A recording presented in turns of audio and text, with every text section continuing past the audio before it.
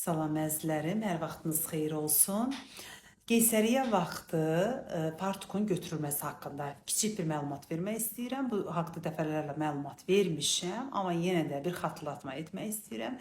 Mənə çoxlu zənglər gəlir, yazırlar da, yaylıq qeysəriyyə vaxtı, yəni artıq belə deyək, belə müraciət edirlər, götürürsünüzmü, partuk götürürsünüzmü? Əzizlərim, mən onu demək istəyirəm ki, ümumiyyətlə tippdə, protokolda belə bir şeylər yoxdur. Qeysəriyyə vaxtı travma verməkdən çəkinmək lazımdır və ən əsası da qeysəriyyə vaxtı artıq partuğun götürülməsi pi emboliyasına riskdir. İnsan həyatı üçün riskdir. Bunu etmək olmaz. Öz həyatınızı sevin, özünüzü sevin. Ana olmağın özü elə gözəllik deməkdir və bu sualla müraciət edəndə ki, gözəlləşmək istəyirik. Hamilə qadın zaten gözəldir. Ona əlavə gözəllik lazım deyil. Bu belə. Çəkinmək lazımdır belə bir prosedurlardan.